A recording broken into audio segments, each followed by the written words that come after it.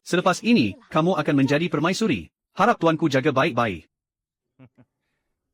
Ini hadiah hantaran untuk memeriahkan majlis. Saya datang untuk menjadi permaisuri.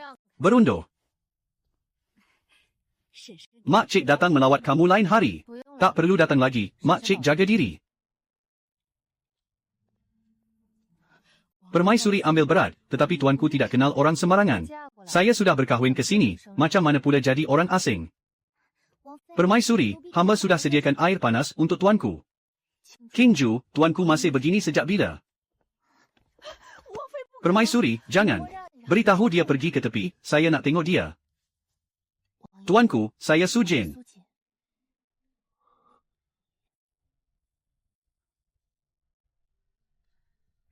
Biar saya tengok betul-betul apa yang terjadi pada tuanku. Tak betul. Ini nampak bukan seperti penyakit. Seperti ada orang telah meracun dia. Kalau begitu, cuba cucuk jarum. Ada reaksi. Tuanku boleh rasa. Tuanku boleh dengar saya. Muka berubah warna. Ada orang hendak mencelakakan tuanku.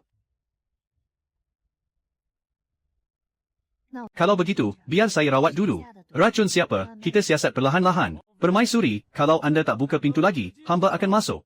Nadinya lebih stabil daripada malam tadi. Cik kecil, anda tak tidur sepanjang malam, kan? Racun ini dah puluhan tahun menekat, tak boleh selesai sekedip mata. Hari ini saya akan cucuk secara rasmi, mula dengan membuka saluran meridian. Cik kecil, pengurus istana sudah lama berdiri di luar. Biar dia tunggu, saya rawat diri saya dulu. Permaisuri, semua tabib istana sudah melihatnya. Tak guna. Walaupun tabib istana sendiri tak mampu merawatnya. Itu tak bermakna tiada orang lain yang boleh sembuhkan. Kalau sampai berlaku sesuatu yang buruk, siapa yang akan tanggung? Saya yang tanggung, kamu berundur. Simpan semua kotak jarumnya. Jaga urusan dalam rumah kamu. Saya jaga nyawa suami saya, siapa yang besar sangat untuk komen. Pengurus, ini permaisuri sedang menyelamatkan tuanku. Pergi dulu. Hari ini jangan pedulikan dia. Bersabarlah sedikit, mungkin akan sakit. Cik kecil, lagi berapa lama perlu tunggu? Cik kecil. Tangan dia bergerak. Ya, saya nampak. Kamu jangan bergerak dulu. Ada kesan, racun itu memang sedang surut. Ya, kamu pergi sediakan semangkuk air suam. Xiao Yi, kamu boleh nampak saya. Jangan risau, saya akan sembuhkan kamu. Balik dan beritahu orang di istana. Permaisuri baharu sedang mencucuk jarum untuk merawat tuanku. Selepas cucukan selesai, tangan tuanku bergerak. Tangan tuanku memang bergerak. Permaisuri ini memang bukan orang biasa. Tak betul. Kenapa pula, cik kecil? Tengok helaian ini, warna sebelah sini ketara, uratnya juga halus. Ini akar Angelika, bukan akar astragalus. Salah guna, ubat ini bukannya merawat, malah menambah racun. Semalam Liu Niang suruh orang tinggalkan di pintu. Ubat ini dihantar oleh kamu. Ya, ikut resipi lama yang disediakan. Kalau begitu, cuba cakap, dalam pek ini sepatutnya ada berapa jenis ubat. Hamba ini tak faham herba ubatan. Tak faham herba ubatan pun berani tukar sesuka hati. Silap satu jenis saja pun, bukan sembuh, boleh jadi mati. Kedai ubat hantar macam ini sahaja. Mulai hari ini, bahan ubat tuanku saya sediakan sendiri. Apa saja yang kamu sentuh, saya langsung tak akan guna. Hari ini cucuk lebih dalam sedikit. Kamu sokong dia baik-baik. Racun itu sedang surut, teruskan. Cik kecil, tuanku sudah berkata. Baik, saya takkan pergi.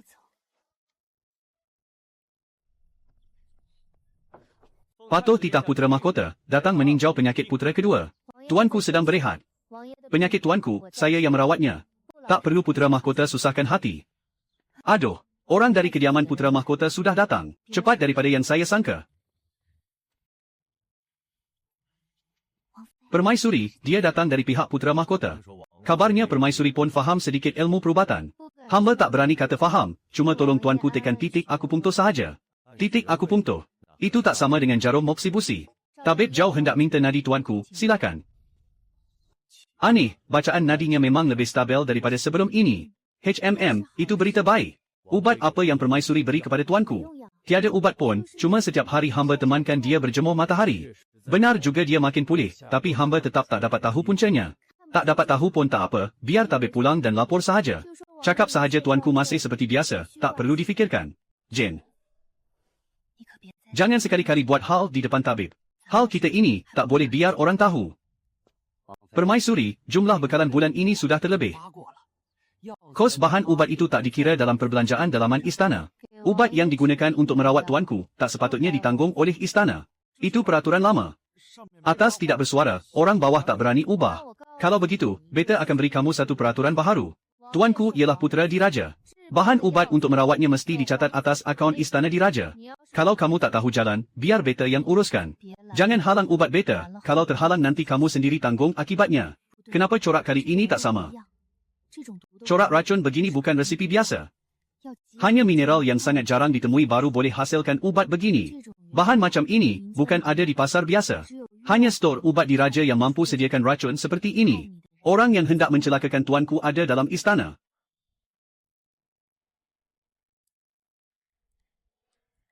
Pergi tengok sekejap. Pengurus wang tadi bawa sesuatu lalu ke sana. Saya pergi. Sakit. Nona, hamba nampak semuanya. Pengurus wang sembunyikan sesuatu di bawah katil. Macam mana rupa bahan ubat itu? Dibungkus dengan kertas coklat, sama macam dalam stor ubat tuan. Mari, pergi ke biliknya. Sekarang juga. Kalau dia ada di situ. Dia ada di sana, itu lebih baik. Cakap terus terang depan-depan.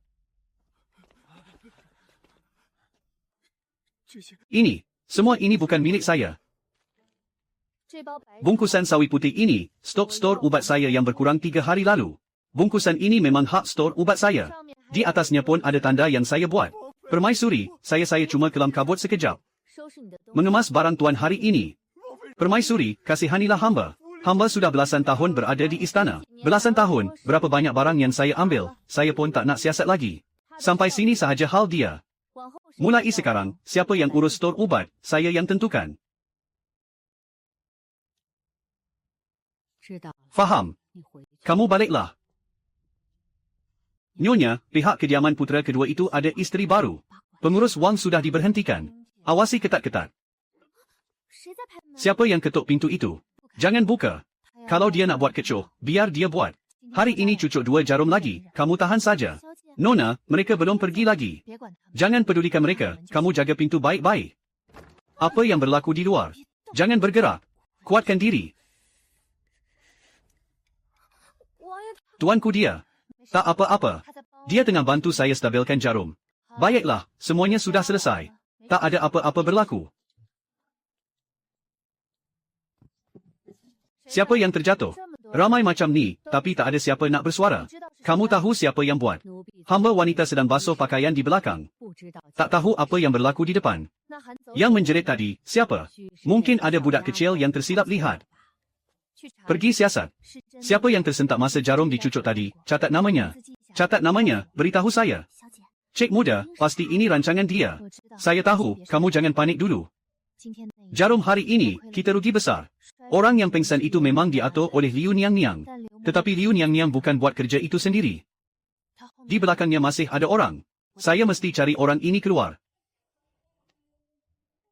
Kamu pun rasa benda ini patut disiasat, bukan? Baik, siasat. Bermula dari barang miliknya. Cik muda, saya telah mencuba selama 3 hari. Orang yang menghantar bubuh tiap pagi tak tetap. Tetapi sebelum bubuh sampai ke bilik Tuan Putera, semua pernah melalui tangan Liu Niang-Niang. Setiap hari begitu. Setiap hari. Dia bawa bubuh dari dapur. Masuk ke biliknya sendiri. Tunggu seketika. Baru dibawa keluar dan dihantar ke bilik Tuan Putera. Bubuh hari ini sudah dihantar ke sana. Pergi, ambil mangkuk bubuh itu. Jangan biar Tuan Putera minum. Bubuh ini jangan diminum dulu. Di dasar mangkuk ada serbuk kelabu. Bukan racun yang boleh membunuh terus. Ia sejenis serbuk ubat yang buat orang jadi khayal. Kalau dimakan lama, saluran darah akan jadi makin lambat. Macam tak dirawat langsung. Sebelum ini Tuan Putera memang asyik makan benda ini. Betul. Sebab itu saya cucuk dia begitu banyak jarum. Baru dia nampak sedikit pulih. Suruh semua orang di rumah berkumpul di halaman. Ini bubuh yang dihantar untuk Tuan Putera hari ini. Dan lapisan di dasar mangkuk ini. Siapa pun boleh nampak ini benda apa. Ini serbuk ubat yang dipanggil serbuk cenau. Kalau diambil lama, orang akan makin lesu dan keliru. Macam orang bodoh semula jadi. Liu Niang-Niang, bubuh ini keluar dari dapur. Sebelum sampai ke bilik Tuan Putera, melalui tangan kamu. Selama 3 hari berturut-turut, setiap mangkuk melalui tangan kamu. Bukan saya. Kalau begitu, cuba jelaskan kepada semua orang. Benda dalam bubuh ini, macam mana boleh masuk? Hamba istana cuma buat seperti yang diarahkan. Siapa yang arahkan? Kumpul barang. Keluar dari rumah. Hari ini. Buka bantal. Barang-barang dari istana. Bukan dia yang mahu buat begitu sendiri. Ada orang yang mengarahkannya dari istana. Orang yang beri racun itu memang ada di istana. Orang yang arahkan dia juga ada di istana. Orang yang sama. Tuan Putera, katakan sesuatu kepada saya. Jane. Cakap lagi satu. Jarum. Apa yang Tuan Putera ingat paling jelas? Ialah cek muda dan jarum perak. Boleh bercakap pula, jauh lebih baik daripada semalam. Cuba tengok ini. Ini ditemui di bawah bantal Liu Niang. Barang dari istana. Pernah nampak tak? Terfikir sesuatu. Cawan teh itu. Teh apa? Waktu kecil. Secawan teh. Ibu seleh. Orang di sebelah. Di hujung. Orang di sebelah ibu seleh. Di hujung. Minum cawan teh itu, kamu jadi macam ini. Cik muda, semua orang di rumah sudah ditukar sekali. Bila pengurus baru akan ditetapkan? Belum dipastikan. Kamu uruskan sementara. Saya. Mana boleh saya? Boleh. Saya sudah cakap pun dikira sudah. Hal dalam istana telah pun selesai diselesaikan. Tapi hal di istana masih jauh daripada selesai. Maharani, ada orang mahu bertemu anda di luar. Katanya ibu saudara anda. Suruh dia masuk. Jane Eyre. Ibu saudara rindu pada kamu sampai tak keruan. Dulu masa kamu di rumah ibu saudara, kasut baharu pun tak pernah ada. Sekarang rupa ibu saudara nampaknya lebih baik daripada kali lepas. Bertuah kamu, ibu saudara dapat tumpang cahaya Maharani. Masuk dan duduklah. Tinggal beberapa hari pun tak mengapa. Jane Eyre dah datang. Cik Liu, inilah anak saudara saya. Sejak kecil dia memang bijak, cepat saja tangkap apa yang diajar. Tak payah cakap yang merendah diri, saya yang besarkan dia sendiri. Cik Fang memang bertuah. Dapat bela anak saudara yang begitu cekap. Su Jane, Cik Liu terlalu merendah diri. Baru lepas rawatan akupunktur, tangan saya masih berbau ubat. Saya pergi cuci dulu. Nona, Cik Fang, beberapa hari ini, dia sudah jumpa ramai orang. Dia puji saya apa? Masih kata dia yang buat keputusan. Bawa kamu masuk ke istana itu memang berhasil. Suruh dia cakap. Kamu terus perhatikan. Siapa yang dia jumpa, apa yang dia cakap, barang siapa yang dia ambil. Semua catat. Catat sampai bila? Sampai dia dedahkan diri sendiri. Kamu faham tak perkara ini? Xiao Yi perlahan-lahan berkata, lukisan ini milik saya. Ya. Lukisan ini menunjukkan taburan racun dalam meridian kamu. Awak, dah lukis banyak. Ya, dah beberapa helai. Tangan pun tak menggigil lagi. Jauh lebih baik.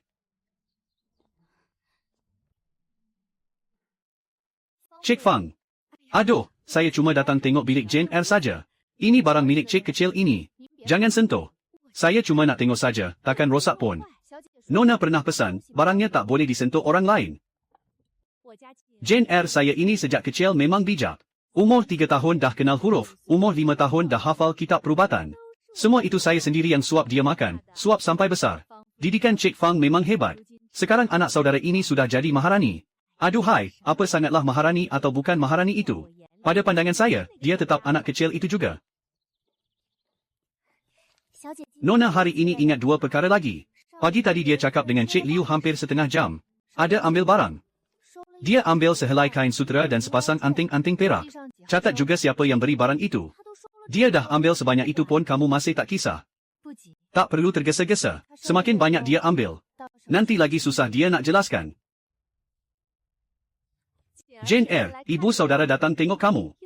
Oh, nampaknya Tuan Putera hari ini cukup sihat. Ya, jauh lebih baik. Ayahnya nampaknya kebelakangan ini kurang sihat. Boleh tak kamu pergi tengoknya? Kamu selalu datang. Tuan Putera dia pun dah cakap. Setiap kali datang pun nak bawa dia pergi. Tuan Putera kata sambil ketawa, mana mungkin saya bawa dia pergi. Minumlah teh, ibu saudara. Saya suruh King Ju tambah air lagi. Puteri Mahkota, Nona, sila jemput permaisuri kedua. Untuk jamuan esok. Bagi pihak saya, ucap terima kasih kepada Puteri Mahkota, pergi. Nona, jamuan putri mahkota mungkin bukan jamuan yang baik. Pergi dulu barulah tahu baik atau tidak. Kamu tolong saya cari pakaian yang bersih dan kemas. Jangan terlalu ringkas, dan jangan terlalu menonjol. Masuklah, cakap-cakap hati-hati. Saya tahu kamu sedang menunggu di luar. Saya tak ikut masuk. Di luar lebih berguna daripada di dalam. Lihatlah, siapa pula yang datang. Adik kedua datang, silakan duduk, tak perlu banyak sembah. Kabarnya, keadaan tubuh adinda kedua sudah banyak baik kebelakangan ini. Putri mahkota juga semakin prihatin terhadap baginda. Setiap hari adinda kedua sendiri yang menjaga tuanku. Setiap hari menemani baginda berjemur dan bergerak sedikit. Adinda kedua memang berbudi luhur. Ibu putri mahkota, saya ialah Emak Su Jane. Puan Fang, silakan duduk. Kita semua orang keluarga. Puan Fang memang pandai menjaga adinda kedua dengan baik. Memanglah, semuanya saya ajar sejak kecil lagi. Saya dengar dia menusuk tuanku setiap hari. Setiap hari, 2 kali sehari pula. Jarum yang digunakan banyak sekali, panjang pendek semuanya ada.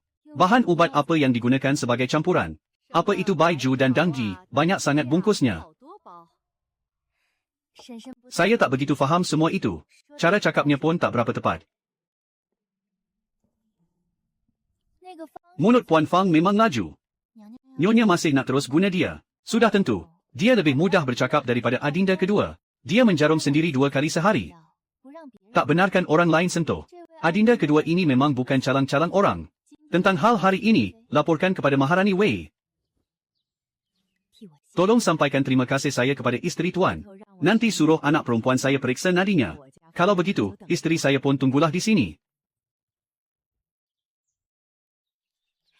Jane Eyre sudah makan belum? Sudah. Liontin di tangan dia itu yang baru. Pagi tadi pun belum ada. Di dalam terukir nama Zhou Zeng, hadiah daripada keluarga Zhou. Dia makin berani pula ambil barang orang lain. Cik muda, kalau terus begini, cepat sikit, tunggu lagi 2 hari saja. Kenapa kamu bangun? Saya nak berdiri sekejap. Kaki masih lemah, jangan paksa diri. Wajah kamu nampak tak elok. Saya tak apa, cuma sedikit pening kepala. Wanita itu, HMM. Kalau kamu tak mahu dia berdiri, janganlah suruh dia berdiri. Cepatlah. Anak perempuan saya menjarum setiap hari pada waktu Chen dan waktu Shen. Bahan ubat sudah diletakkan dalam almari bilik baru dan dikunci. Masih ada. Kebelakangan ini dia sedang membaca satu naskah kitab ubat yang rosak.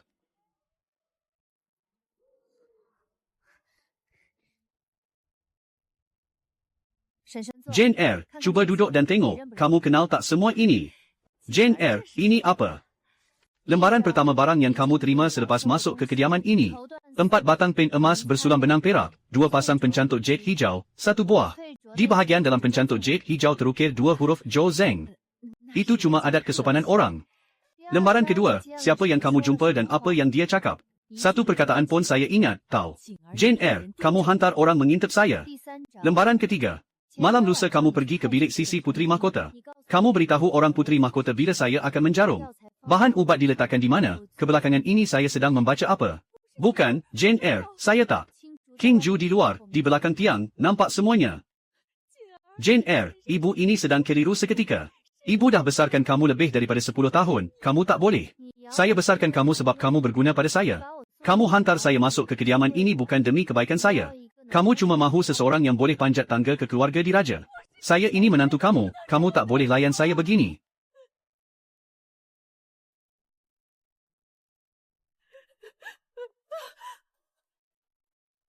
Dia kata, sudahlah. Kumpulkan barang-barang dalam 3 hari dan tinggalkan ibu kota. Jangan lagi gunakan nama saya untuk menabur cerita. Kamu tetap kamu, saya tetap saya.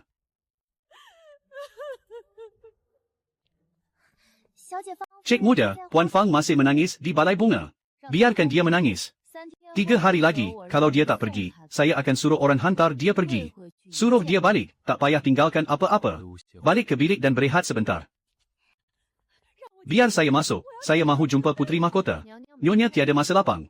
Kamu beritahu dia, saya ialah orang yang dia perlukan. Anak saudara saya mahu mengejar putri mahkota, sudah tentu saya mesti bantu dia. Apa yang patut tahu, semua orang sudah tahu. Awak boleh pergi sekarang. Dia tak peduli lagi tentang saya. Cik Muda Fang berkata, awak masih ada 2 hari. Saya tahu. Saya benar-benar pernah membesarkannya, bukan pura-pura. Pintu gerbang dikunci hari ini, tiada siapa dibenarkan masuk. Saya berjaga di luar. Hari ini aku pungutu lebih banyak. Hari ini bersihkan sepenuhnya baki racun yang masih tertinggal. Akan sakit lebih daripada tadi, tahan saja ya. Tahanlah sakit itu. Sudah sampai ke pusingan terakhir.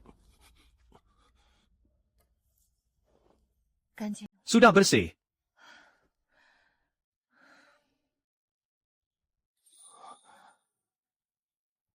Saya nampak dengan jelas. Awak sudah pulih. Terima kasih. Jangan bergerak dulu, baru saja cabut jarum, rehat sekejap. Asalkan awak baik, cukuplah. Permaisuri, orang dari kediaman Putera Mahkota datang. Kalau nak pergi, pergilah. Selagi langit belum cerah, pergi sekarang. Nyonya, langit pun belum cerah lagi. Nak ke mana pula tergesa-gesa begitu? Minggir. Saya pergi sendiri, tak menyusahkan sesiapa. Cik Muda sudah kata, puan mesti keluar melalui pintu besar. Saya orang tua begini, masih nak diseret orang keluar. Bukan diseret. Cik Muda sendiri akan hantar puan sampai ke pintu kota. Dia nak hantar saya sendiri. Apa maksudnya? Tiada maksud lain. 3 hari sudah pun tiba. Saya sudah tinggal di kediaman ini lebih 10 tahun. Nyonya, jangan biar Cik Muda menunggu.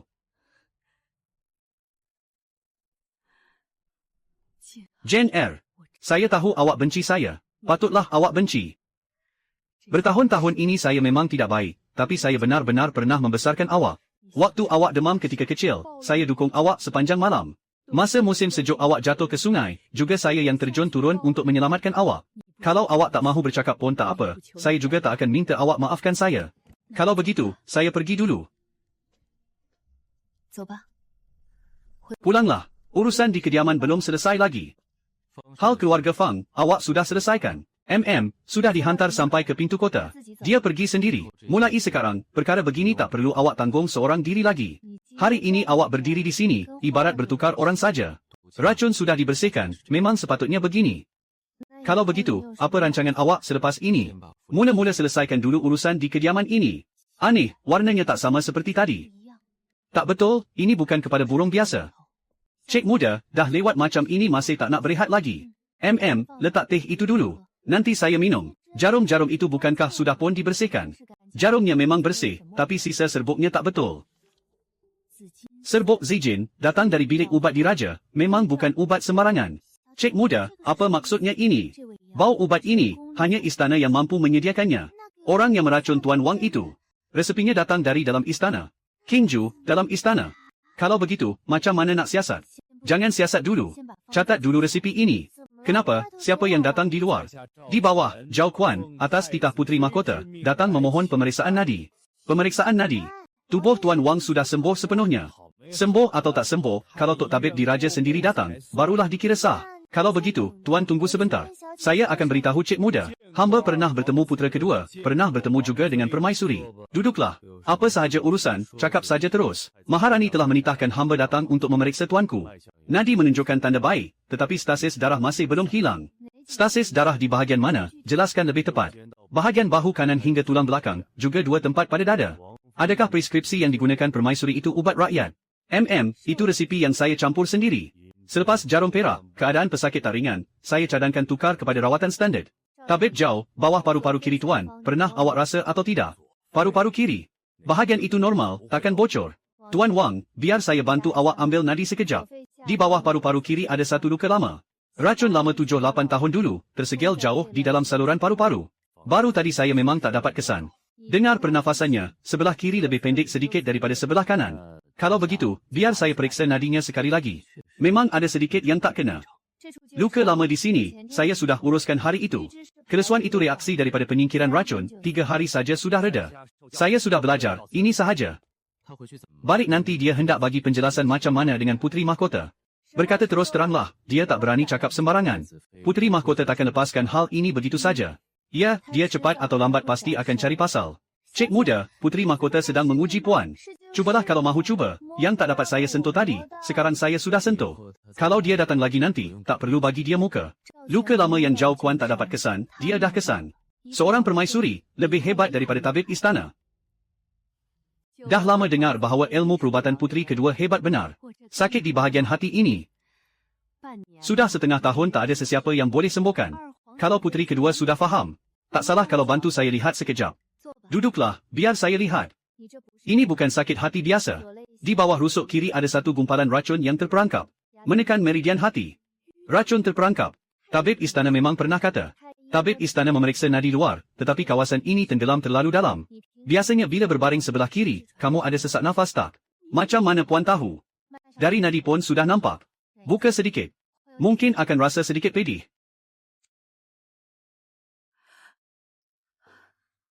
Sebelah kiri. Nampaknya sudah tak sakit. Terus nampak kesannya waktu itu. Tabib istana pun sudah tengok selama setengah tahun. Cik muda, hari ini memang susunan puteri mahkota ya? Ya, tempat itu disusun terlalu cantik. Dia mahu memalukan puan. Dia mahu saya terperangkap. Tak sangka wanita itu benar-benar sakit. Bagaimana? Kalau ada orang suruh saya tunjuk sakit di khalayak, saya pun akan ikut. Sudah sembuh. Ya, jarum yang dicucuk tadi terus memberi kesan. Bila mereka datang cari pasal lagi nanti, beritahu saya. Ya.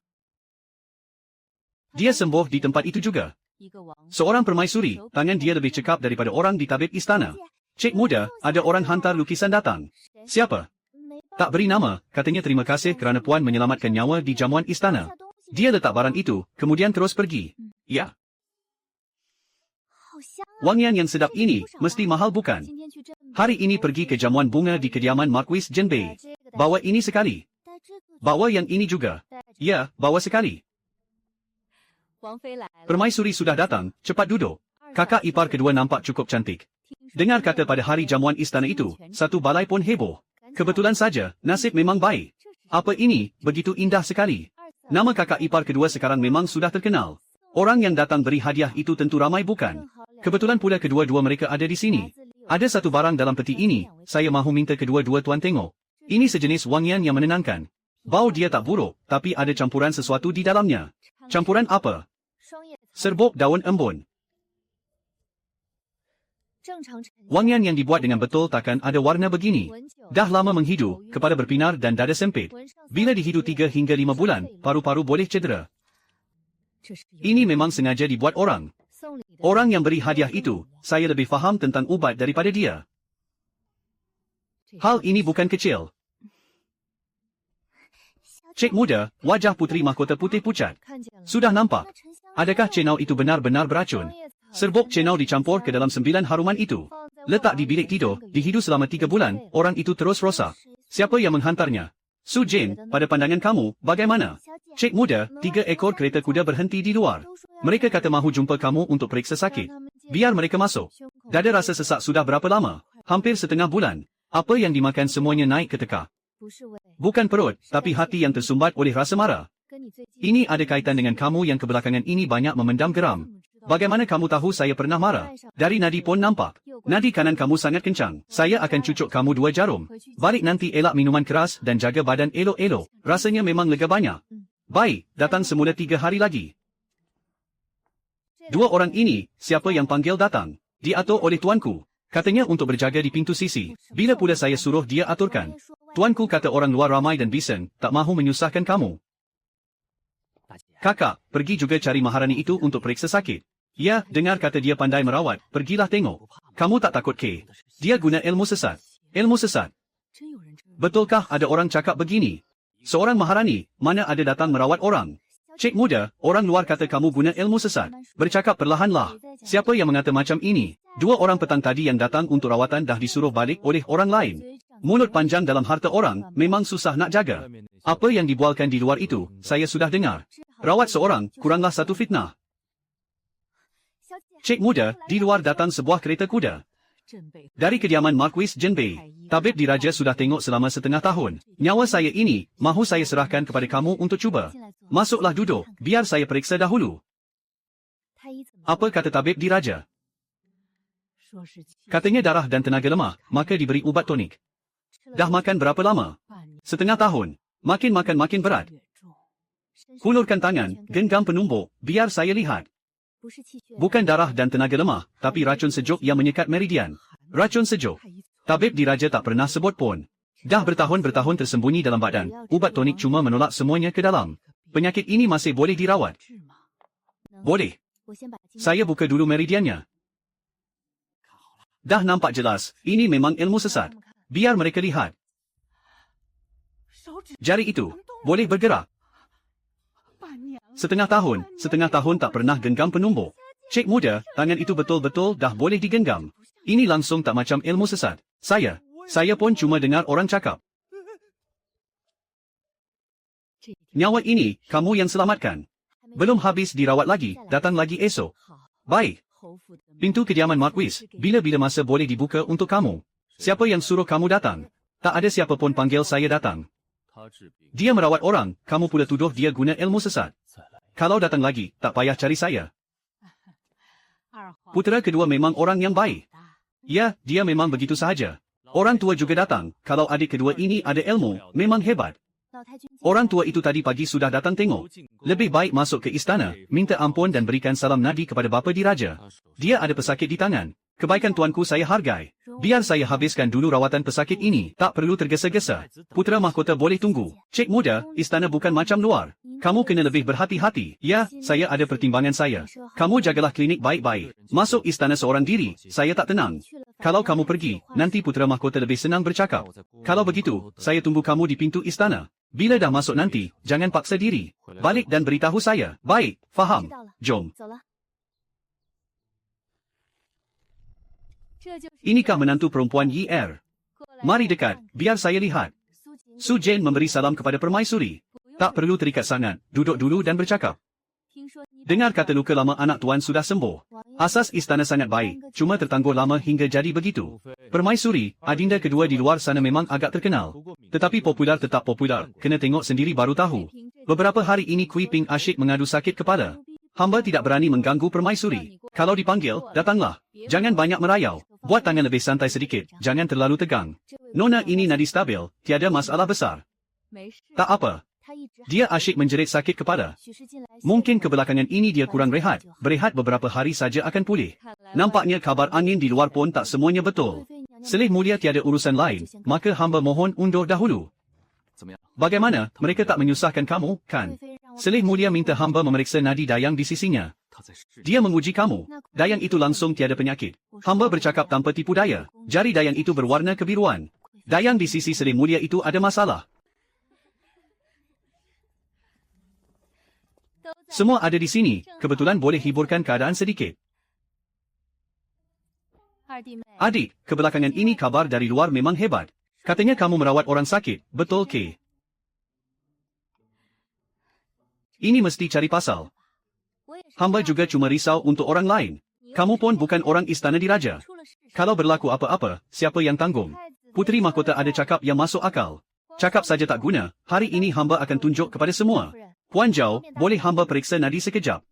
Setiap kali masuk musim luruh, Tuan asyik batuk, betul tak? Bukan sebab kesejukan, tapi paru-paru ada penyakit lama. Macam mana kamu tahu? Hamba sudah lihat 3 tabib pun tak dapat jelaskan.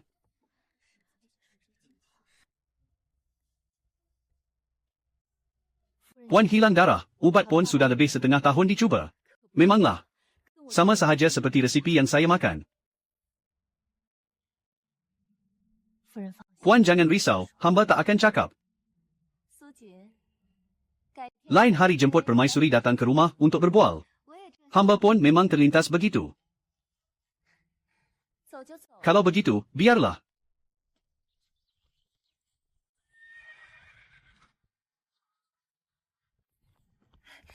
Diluruskan.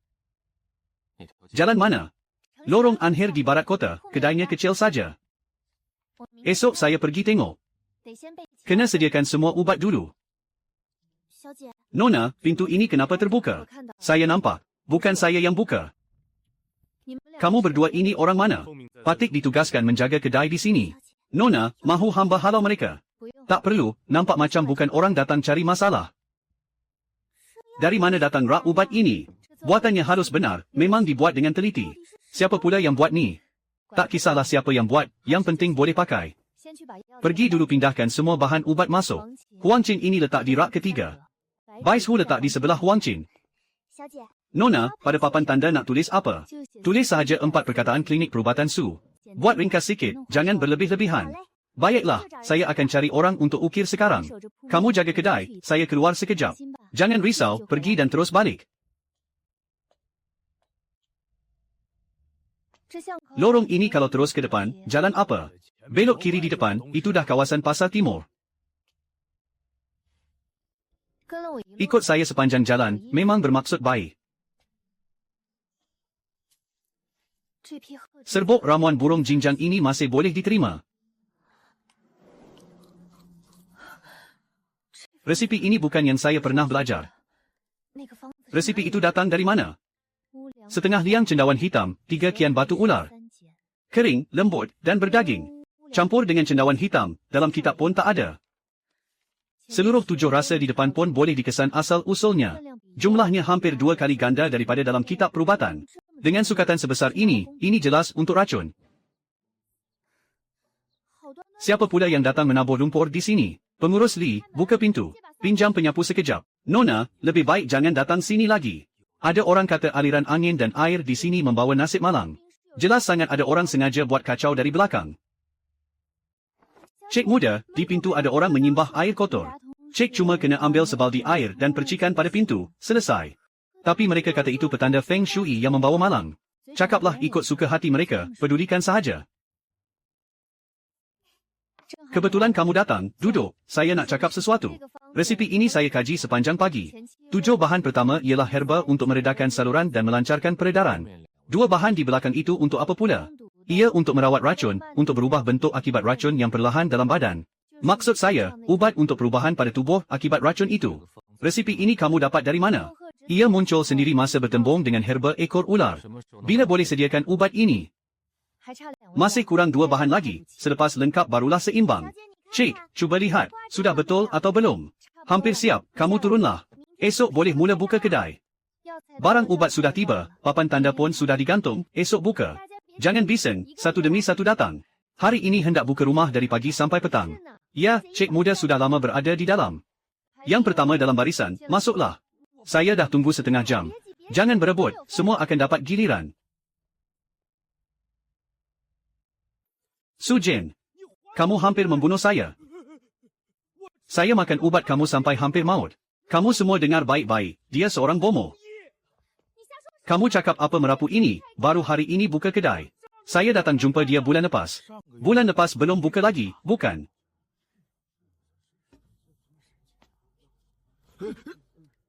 Kamu kata dada kamu sakit. Sudah sakit beberapa hari. Nadi stabil, tiada tanda tersumbat. Tutup mulut. Lidahnya pucat dan kering, tak macam orang yang lapar 3 hari. Sasa saya memang sakit. Hulurkan tangan. Tapak tangan tak berpeluh, tak macam orang yang pernah sakit. Kamu tak sakit. Dia buat palsu. Nampaknya memang datang cari pasal.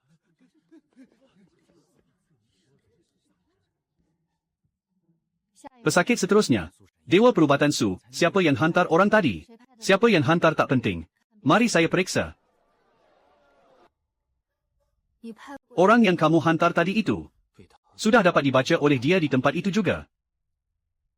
Walau seorang puteri pun tetap tak dapat menanganinya. Nampaknya kena turun tangan sendiri.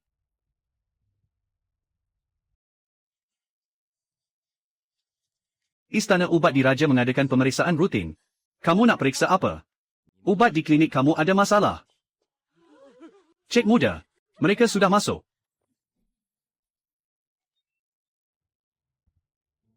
Klinik Perubatan Su, ada ubat larangan yang disimpan secara sulit.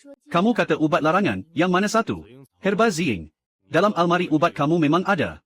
Yang ini ialah cengkeh putih, berasal dari wilayah Shu. Di pasuk musim bunga tahun ini, ada rekod masuk gudang. Betul itu cengkeh putih, saya tak tersalah catat. Huang Chi, dari daerah Waiking, KB. Setiap pek 3 kian, tak lebih tak kurang. Rak ketiga kulit cempi, disimpan 3 tahun. Rak keempat dikembalikan pada asal, barang dari Genzu. Rak kelima Chuan Siong, 2 kian 1 bungkus, Su Jin.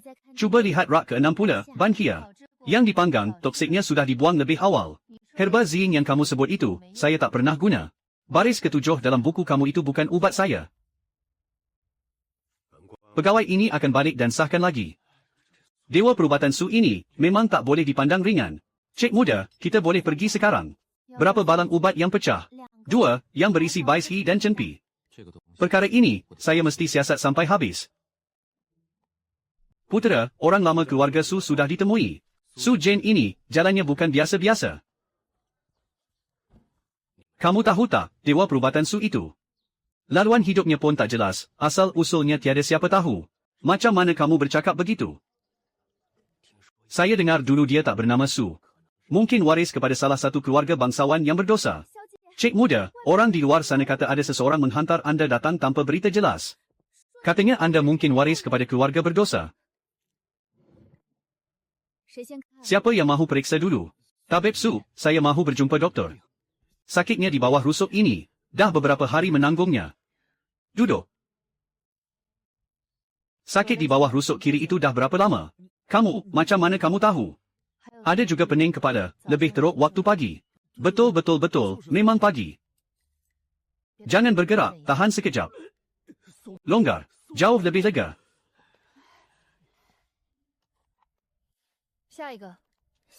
Cik muda, orang di luar itu.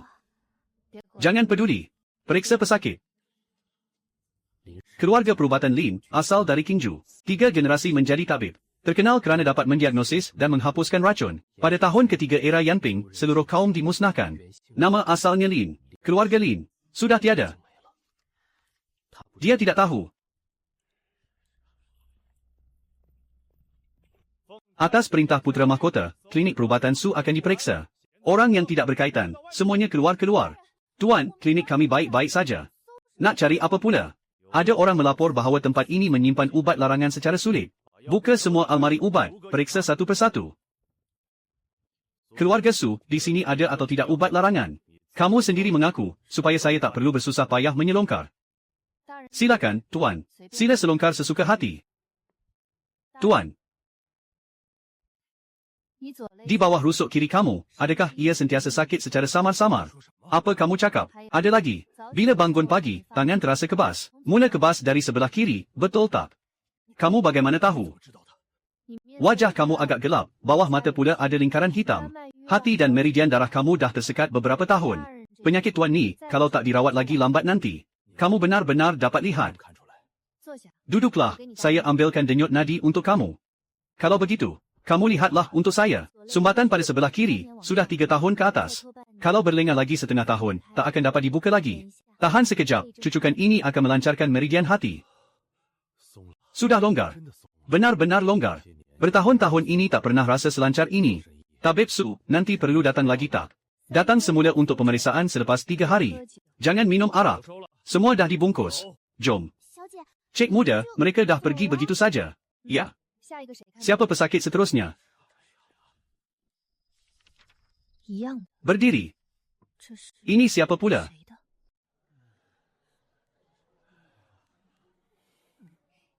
Seterusnya. Cik muda, di luar sudah beratur lebih 10 orang. Tak selesa di mana? Di bahu kiri. Sudah 2-3 bulan tak boleh angkat. Bukan soal tulang. Darah dan tenaga dah tersekat di bahu. Boleh bergerak. Datang semula 3 hari lagi untuk pemeriksaan. Jangan cakap berat-berat. Cik muda, hari ini yang ke-12. Ya. Panggil yang seterusnya. Minum dulu. Dah seharian tengok. Cap ini. Sama seperti pada pingat jet saya. Kamu siasat perlahan-lahan. Tak perlu tergesa-gesa. Orang yang ditangkap itu bagaimana? Tak buat bising. Terus pantau. Ada apa? Tak apa. Hal di kediaman itu. Fitnah tak guna, siasatan pun tak guna. Tuanku mahu buat macam mana? Dia sudah pulih, makin susah hendak ditangani. Berhubung sulit dengan musuh luar, berkomplot untuk memberontak.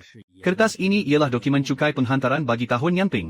Ia disapu dengan minyak lampu, dibuat nampak lama. Keluarkan awal pagi esok, semuanya akan beres. Esok. Perintah yang amat mulia putera kedua Xiao Yi. Putera kedua Xiao Yi disyaki berhubung sulit dengan musuh luar. Mulai hari ini, kediaman ditutup dan disiasat sendiri. Tiada sesiapa dibenarkan keluar masuk. Saya tahu, susahkan Ionak Gong berjalan jauh sekali. Siapa yang menghantar surat ini ke hadapan takhta? Hamba hanya patuh pada perintah yang lain, hamba tidak tahu. Kalau sudah ditutup, tak payahlah tengok lagi. Semua beredar. Ubat di dalam masih belum habis dibawa keluar. Tak ada kena-mengena dengan kamu, cepat keluar. Semua orang balik dulu. Datang lagi lain hari. Klinik perubatan sudah ditutup. Saya tahu berita itu baru sampai. Nama kesalahan apa yang mereka dakwakan terhadap kamu? Mereka kata saya ada sepucuk surat rahsia dengan negara utara. Semua itu rekaan orang palsu putera mahkota. Macam mana dia berani fitnah sampai begitu sekali? Saya sudah mengesyaki perkara ini beberapa hari lepas. Kamu memang sudah tahu dia hendak bertindak. Di istananya, dia sudah menyusupkan dokumen lama tahun Nyamping. Dokumen itu disapu minyak lampu dan huruf lama ditiru seperti tulisan saya. Bolehkah dikesan bahawa itu palsu? Perlahan-lahan pun boleh dikesan, tetapi dia takkan tunggu lama. Bagaimana pula dengan barang saya, sisa gulungan dan lencana jade? Semalam orang menyuruhnya dipindahkan. Sekarang semua sudah tiada di bilik store. Gadis itu tak sempat pun datang ke rak ubat. Kamu ingat pegawai yang datang menggeledah klinik tempoh hari itu? Saya nampak bekas luka lama di bahunya. Kamu pergi awal esok pagi. Kata saja ubat belum siap, suruh dia datang ambil di rumah. Asalkan luka lama itu tak jadi lebih teruk, tukar saja preskripsi. Dewa Perubatan Su, saya datang bukan sekadar nak urus bahu. Surat itu, kertas dan dakwat yang saya hantar tak kena semuanya. Yang mana tak kena? Tepi kertas terlalu kemas, dan dakwat pula ada bau seperti minyak pain. Bungkus ubat sudah saya sediakan. Lain kali datang dan cakap saja pasal sakit bahu. Pintu gerbang pun dah begitu ketat, sibuk apa lagi? Pegawai penyiasat baru saja pergi. Dia ada beritahu sedikit. Dia kata dakwat pada surat itu ada bau minyak pain. Apa istimewanya bau minyak pain? Dakwat biasa memang tak dicampur minyak pain. Saya sudah teringat. Dalam ingatan darah ada sejenis resipi dakwat ubat. Jika serbuk cedar, asap pain, bahan harum dan kepingan ais digabungkan, barulah menjadi. Siapa pula yang guna resipi ini untuk menulis surat? Seluruh ibu kota cuma keluarga putera mahkota saja. Kamu boleh dapatkan benda itu di kediaman mereka. Saya akan suruh orang cari jalan untuk dapatkan satu helai. Saya sudah dapatkan kertas buangan yang dibuang dari kediaman putera mahkota. Bau asap pain itu sama seperti yang disebut pegawai penyiasat. Lihat dua timbunan serbuk ini. Sama. Bagaimana pula dengan kertas ini? Rupa kertas surat itu macam mana? Kuning sedikit, lebih tebal daripada kertas pengisytiharan, dan corak seratnya sangat sekata. Serat yang terlalu sekata itu tanda kertas baru dijadikan lama. Kertas itu milik kediaman putera mahkota, memang betul. Masih kurang satu langkah lagi, perlu cari orang yang menyalin tulisan. Malam ini saya akan aturkan orang pergi siasat. Cik muda, itu kereta kuda putera mahkota. Jangan buat bising. Bibirnya pucat ungu, mata sekelilingnya hitam kebiruan. Baru makan ubat perangsang, jadi begitulah. Putera mahkota pun boleh rasa lemah tenaga juga. Banyak sangat buat benda yang memakan hati, siapa pun boleh takut. Putera mahkota hantar seorang pegawai lagi untuk mendesak siasatan. Mereka kata bukti sudah kukuh, tak perlu tangguh lagi. Semakin dia mendesak, semakin jelas dia gelabah. Saya baru nampak dia di halaman belakang menaiki kereta kuda. Bibirnya pucat ungu. Dia baru makan ubat perangsang. Dia sendiri pun sudah tak mampu bertahan. Pegawai penyiasat sudah diberi satu petunjuk. Orang yang menulis surat itu ditempah oleh putera mahkota dengan duit. King Ju, kamu sudah pergi cari orang itu. Sudah pergi. Mungkin tak lama lagi akan ada kabar. Kamu cari siapa? Saya tak kenal kamu. Kak Jo, saya datang hantar ubat untuk kamu. Saya tak suruh orang beli ubat, tersalah orang pula. Surat itu kamu yang salin, kan? Sebenarnya kamu ini orang siapa? Dari kediaman putera kedua, pihak klinik perubatan Su. Saya tak tahu apa-apa. Adakah putera mahkota sudah memberi kamu barang itu? Saya cuma menyalin surat itu sahaja. Surat yang disalin itu sudah cukup untuk menjatuhkan seluruh keluarga. Apa sebenarnya yang kamu mahu saya buat? Orangnya sudah diusir keluar melalui pintu belakang. Kamu mahu saya cakap, saya cakap. Cik muda, apa yang Encik Jo katakan semuanya benar. Cuba duduk dan dengar perlahan-lahan. Dia kata surat itu disalin mengikut draft asal. Draft asal itu diberikan oleh orang dari kediaman putera mahkota. Draft asal itu masih ada pada dia. Habis disalin terus diambil semula. Tapi dia kata satu huruf pun dia ingat. Dia sanggup jelaskan semuanya bersemuka dengan kamu. Cuba tengok ini, analisis kesan dakwat. Kertas ini dari kediaman putera mahkota. Kertas dan dakwat memang sepadan. Itu pun dah cukup, cik muda. Awak pergi rehat dulu. Baru ada kabar balik. Apa yang berlaku di balai pengadilan pagi tadi? Putera mahkota dapat satu tamparan lagi. Buktinya sah, mahu atau tidak, Maharaja akan buat keputusan cepat. Putera mahkota pula nampak lebih cemas daripada kita. Permaisuri telah menangis di hadapan baginda. Apa yang permaisuri cakap di hadapan baginda? Katanya putera mahkota telah difitnah. Mohon Maharaja siasat dengan tegas kediaman putera kedua. Bila pula permaisuri sibuk urus hal pagi istana, putera mahkota sendiri pun sudah tak tahan lagi. Esok pagi istana akan panggil perbicaraan semula. Kamu dah fikir masak-masak nak buat apa belum? Esok, saya akan pergi. Saksi ada, bukti ada, cukup sudah. Kalau begitu, esok saya teman kamu pergi sekali. Kalau kamu tinggal di kediaman, kalau ada apa-apa masih ada jalan balik. Esok kamu ikut saya keluar bersama. Cik muda, esok pasti takkan ada apa-apa. Pengakuan, analisis kesan dakwat, dan catatan pemeriksaan hari itu pun ada. Macam mana jarum dan kotak ubat pun dibawa sekali. Kalau perlu tunjuk terus kepada orang di tempat kejadian. Kamu tak rasa gelisah esok? Segala yang perlu sudah pun disediakan. Kamu tunggu di sini. Cik muda, kalau saya tak dapat keluar, saya pasti akan keluar. Ayahanda Maharaja, buktinya jelas. Patik ada bukti untuk dipersembahkan. Seorang permaisuri pun datang ke balai menghadap. Bukti tidak memilih orang untuk dihantar. Kalau begitu, biar dia sendiri yang bercakap. Ini ialah analisis kesan dakwat bagi niat khianat. Kertas ini kertas cukai daripada Yanjing. Ia hanya dibekalkan dalam 3 tempat sahaja. Bilik tulisan diraja, Kementerian Pendidikan, dan kediaman putera mahkota. Apa yang boleh dijelaskan oleh kertas dan dakwat ini? Dalam dakwat itu dicampur dengan sisa minyak pelita. Kediaman putera mahkota biasa guna dakwat jenis ini. Di ibu kota, penggunaan kertas dan dakwat ini memang banyak. Hanya dengan ini saja nak jatuhkan hukuman, belum cukup. Saya juga bawa seorang saksi. Orang ini Encik Joel. Surat itu dia yang salin. Ia disalin mengikut draft asal. Draft asal itu diberikan oleh orang di bawah takhta putera mahkota. Jangan sembrono cakap bukan-bukan. Siapa suruh kamu datang memfitnah putera mahkota? Pada draft asal itu ada cop kediaman putera mahkota. Apa yang dikatakan oleh seorang kecil seperti dia? Putera mahkota. Bibir bawah baginda sudah kebiruan. Bahagian mata juga hitam kebiruan. Sudah beberapa hari tak tidur. Atau sudah makan ubat perangsang. Kekam. Kalau hati tak bersalah, tentu tak perlu makan ubat itu. Siasat sampai habis. Bukan saya.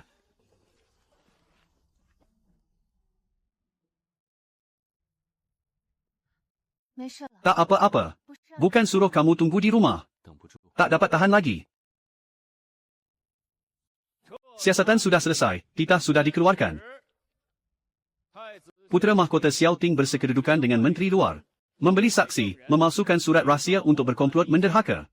Memfitnah Xiao Yi, putera kedua, berkomplot mahu memberontak. Ayahanda, semua itu fitnah semata-mata.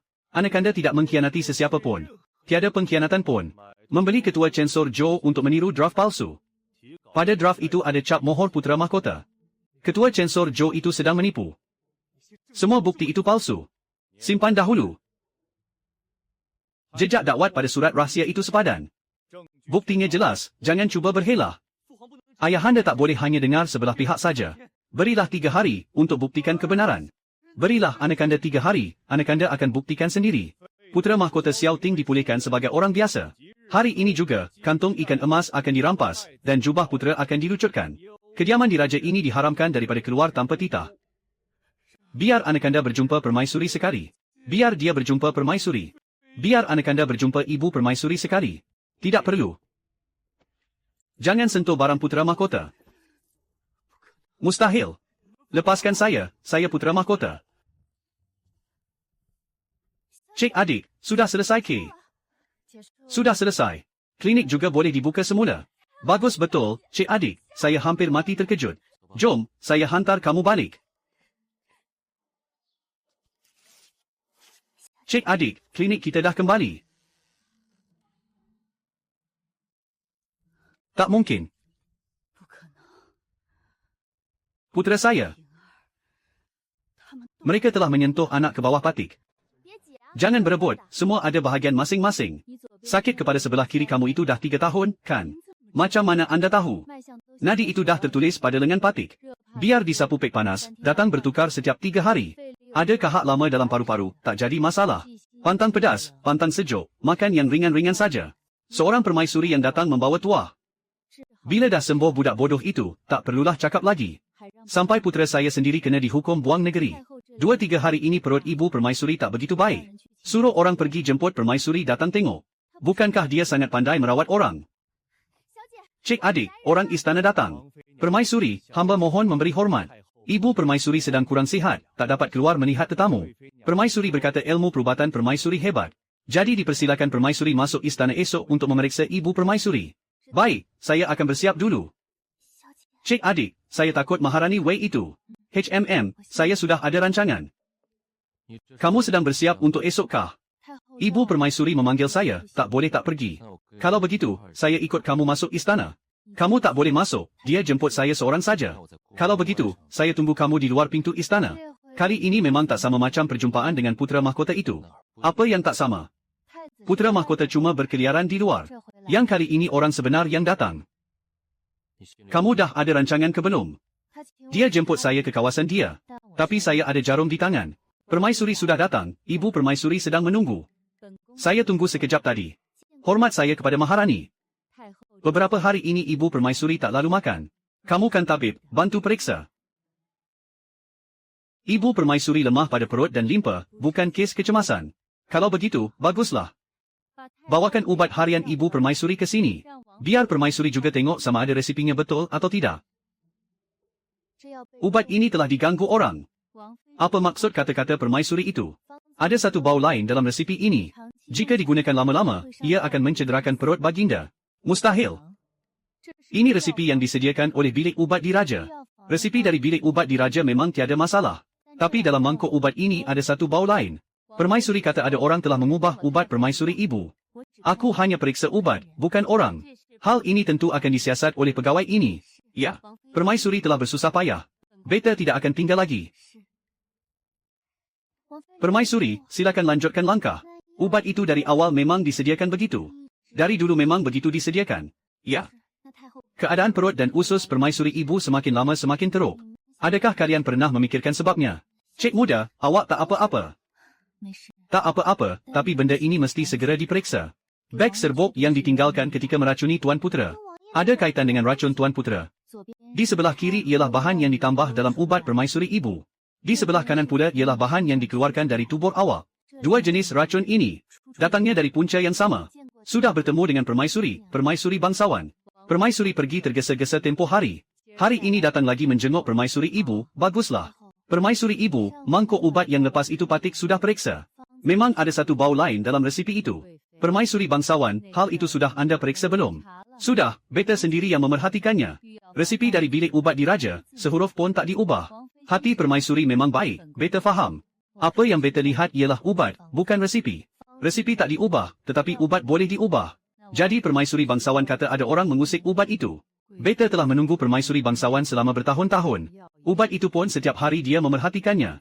Permaisuri, kalau anda kata ada masalah, mestilah ada bukti. Permaisuri Ibu, janganlah terburu-buru dulu. Permaisuri bangsawan masih muda, tersalah pandang pun perkara biasa. Baiklah, beta tahu niat baik anda. Selepas ini, jika ada apa-apa, laporkan dulu kepada Permaisuri bangsawan. Jangan terus melangkaui dia dan datang mencari beta. Bila pulang nanti, fikirkan dulu apa yang hendak dikatakan. Permaisuri kedua telah bersusah payah, jalan perlahan-lahan. Sediakan sebuah tandu untuk Permaisuri bangsawan. Pintu istana jauh, jangan biar Permaisuri bangsawan berjalan kaki. Cik muda, wajah awak nampak kurang elok. Tak apa, asalkan sudah keluar. Percaya Permaisuri Ibu, jangan percaya beta. Kalau begitu, kita nak buat macam mana, Cik muda? Jangan cemas. Dia akan bertindak lagi. Serbuk zijit dan bahan dalam ubat Permaisuri Ibu itu sama. Dia berani guna kali pertama, tentu berani guna kali kedua. Lain kali, aku akan pastikan dia mengaku depan muka dan tak boleh lari. Siapa yang bernama Tabib Ilahi Su? Saya sendiri. Ada apa? Atas perintah pihak atasan, mulai sekarang klinik ini dihadkan.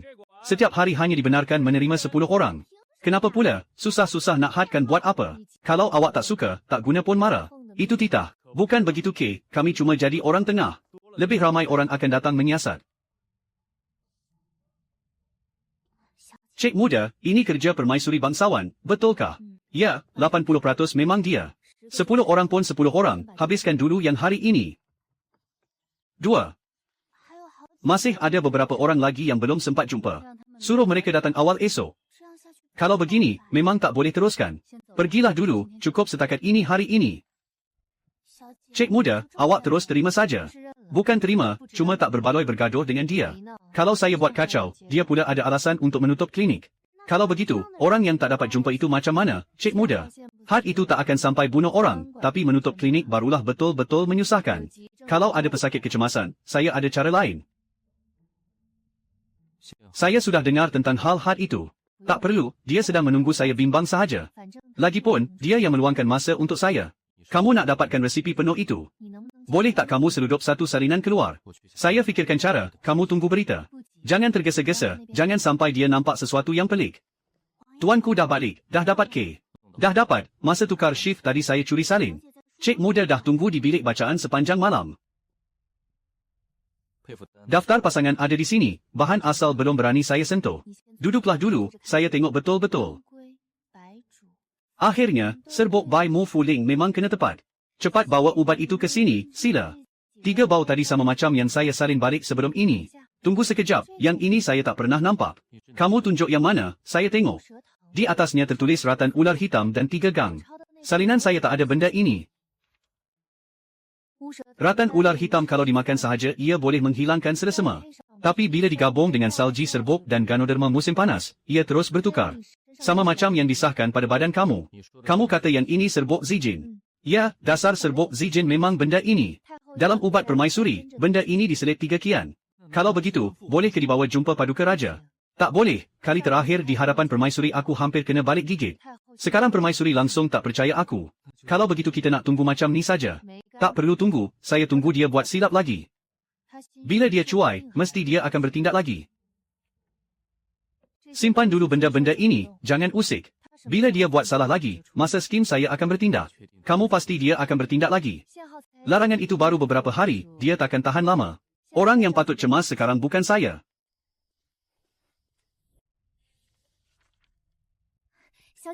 Cik Muda, orang permaisuri dah keluar istana. Dia terus pergi ke lorong di belakang Dewan Ubat Diraja.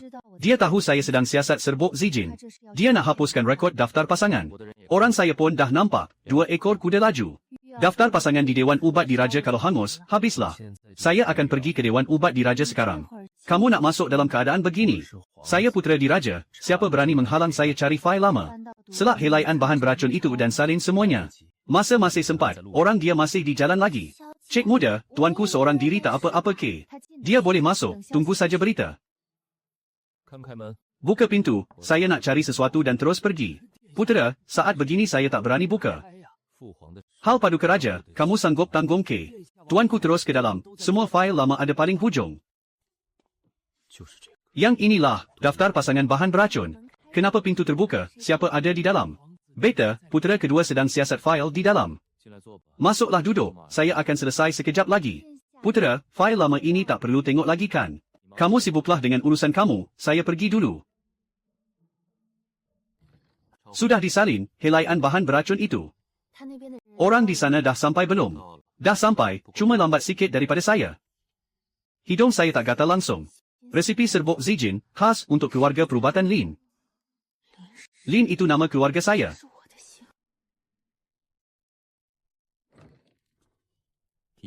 Tak tidur semalaman.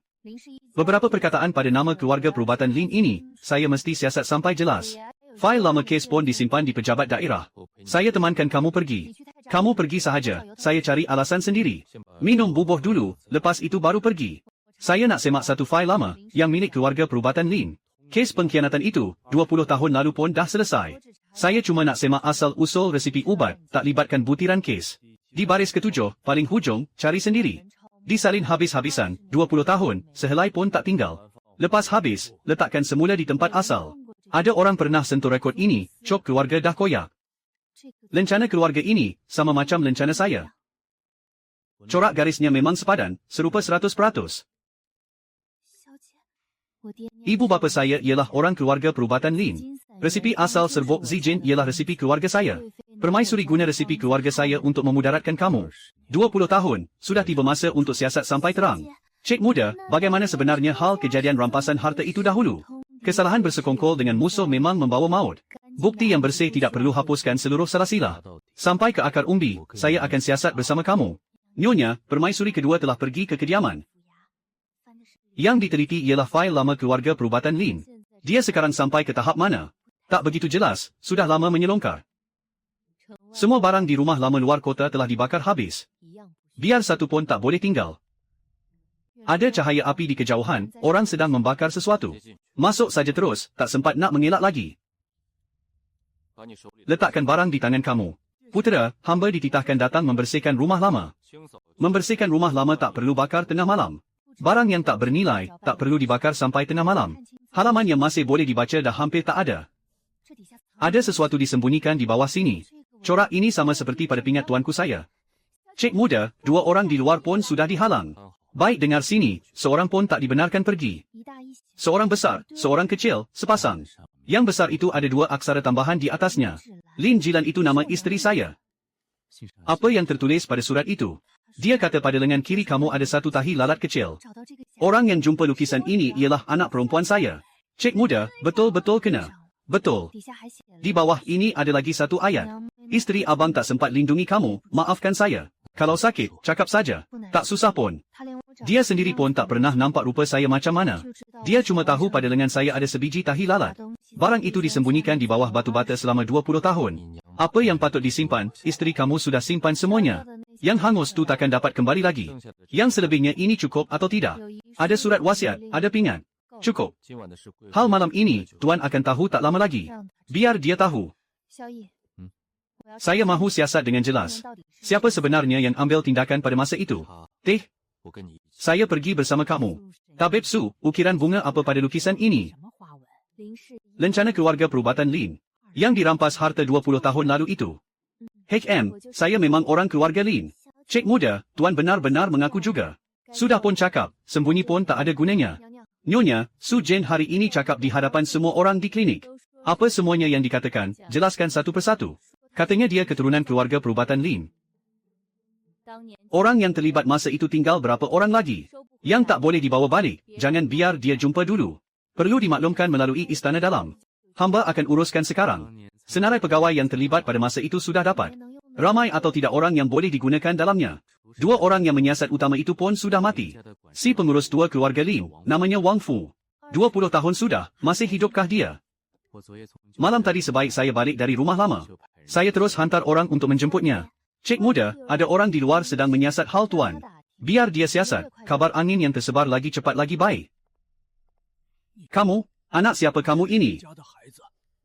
Nama saya Su Jin, Tuan lihat ini. Persis sama seperti Cik Lin Jilan waktu muda. Kamu orang keluarga Lin, kamu kenal ibu saya. Cik Lin Jilan saya tengok membesar. Cik muda, kamu masih hidup, saya masih hidup. Katanya keluarga Lin menyimpan ubat rahsia, mengkhianati negara dan menjual musuh. Orang yang datang membawa token dari istana. Cik muda, ada orang mengetuk pintu kediaman kita. Belum pun cerah sudah datang. Orang dari Maharani, lebih cepat daripada yang saya sangka. Paman Wang tak boleh tinggal di sini lagi. Di barat kota ada sebuah kedai lama, orang tak ramai, tak menarik perhatian. Adakah kerana saya telah menyusahkan kamu semua? Kamu saksi, aku lindungi kamu.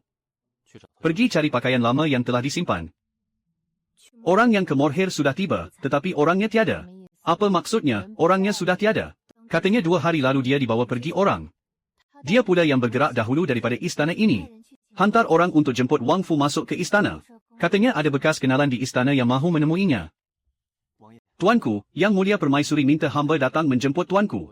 Di kediaman hamba ini tiada orang sebegitu. Tuanku, hamba ada bertanya. Balik dan sampaikan perintah, maklumat itu salah. Pak Cik Wang, hal malam tadi mahu ditanya sekali lagi dengan jelas. Satu pasukan, 20 lebih orang. Yang di depan itu yang pegang 2 barang di tangan. Satu lagi ialah surat pengakuan. Apa nama kesalahan yang tertulis di atas?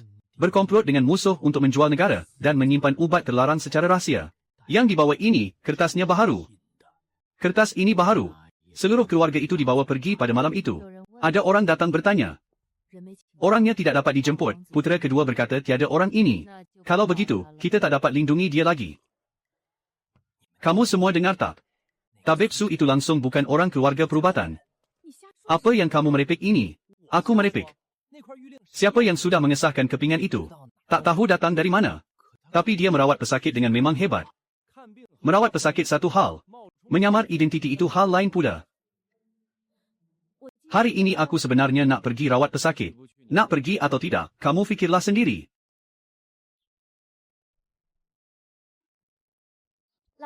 Orang tua ini, silakan masuk duduk, tak perlu tunggu lagi. Cik muda, orang luar sedang bercakap tentang awak. Katanya perintah darah itu palsu. Katanya kamu langsung bukan keturunan keluarga Lin. Sejak bila kabar itu mula tersebar? Pagi tadi, di lorong rumah teh semua orang bercakap. Orang dari kedai ubat sebelah pun datang tanya saya. Ada orang datang ke pintu hari ini. Datang 3 orang, 2 orang tengok sekejap lalu pergi. Itu angkara tangan Maharani Wei. Cik muda, keluar dan cakap dengan mereka 2 patah kata. Kalau awak tak cakap, mereka akan percaya bulat-bulat. 1000 kali cakap pun tak sebaik tunjuk sekali. Cik muda, awak nak buat apa? Esok awak jalan-jalan di pasar, cakap pada mereka. Kalau nak tahu perintah darah itu betul atau palsu, datanglah ke klinik. Kalau mereka tak datang, bagaimana? Kalau mereka datang, mereka akan percaya sendiri. Sudahlah, biar mereka tengok sendiri. Bukankah begitu, mereka pun takkan melengah lagi. Cik muda, orang sudah datang ramai. Cukup.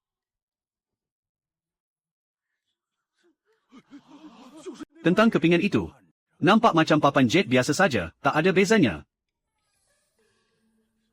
Itu, sedang bersinar. Cik muda.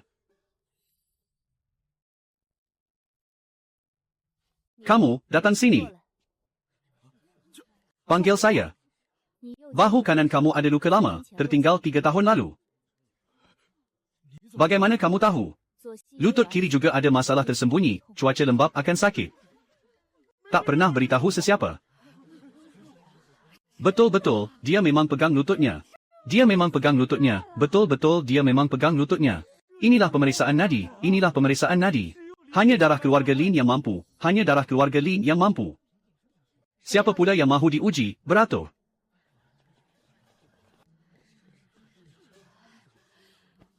Aku patut datang semalam lagi.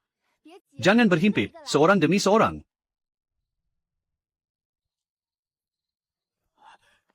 Adakah ini tabib Su?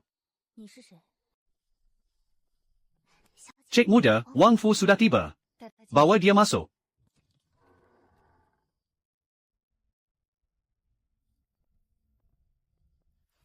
Kamu berdua, malam ini jelaskan semuanya. Wang Fu, kamu cakap dulu. Pada tahun itu, orang keluarga Wei pernah datang. Mereka mahu resipi rahsia penawar Tuan Besar. Tuan Besar tidak memberikannya. Keesokan harinya, titah itu sudah jatuh ke tangan saya. Titah apa? Perintah geledah rumah. Yang tertulis di atas ialah pengkhianat. Sebuah kedai ubat, pengkhianat apa pula? Cop siapa yang dicap pada dokumen itu? Wakil kiri Kementerian Hukuman. Orang itu ialah kerabat keluarga Wei. Malam mereka datang itu, saya berada di halaman belakang. Mula-mula tentera menutup pintu hadapan, kemudian pintu belakang. Ketika Dato' dipaksa pergi, dia sempat menjerit satu ayat. Menjerit apa? Dia menjerit supaya sembunyikan anak itu baik-baik. Saya terdengarnya. Saya sembunyikan cik muda di bawah dasar bakul ubat. Dan saya bawa keluar. Malam itu saya ikut masuk untuk mengemas barang. 3 peti besar buku perubatan. Semuanya dibawa ke stor keluarga Wei. Anda sendiri nampak dengan mata sendiri. Saya pindahkan peti yang kedua. 6 jenis, semuanya ada di sini. Esok pagi, Anda bawa saya masuk. Baik. Anda masuk dan bercakap, saya tunggu di belakang. HMM. Jom. Hamba ada kes salah yang ingin dipersembahkan ke hadapan mahkamah.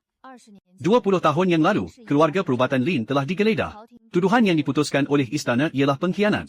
Namun tuduhan itu palsu semata-mata. Ini ialah resipi asal serbuk Zijin. Dan rekod pasangan pembantu keluarga perubatan Lin. Ada orang mahu resipi ini, tetapi tidak mendapatnya. Juga tidak dapat tanda lencana dan perintah darah keturunan. Jalo pada cap ini sama seperti cap saya keturunan keluarga Lin. Wang Fu, Anda yang jelaskan. Hamba ialah pelayan lama keluarga Lin. Tahun itu, ketika keluarga Wei datang hendak mendapatkan resipi penawar racun. Datuk tak beri, keesokan harinya mereka terus geledah rumah. Tuduhan pengkhianat itu semua palsu. Ketika Datuk dipaksa pergi, dia menjerit satu ayat.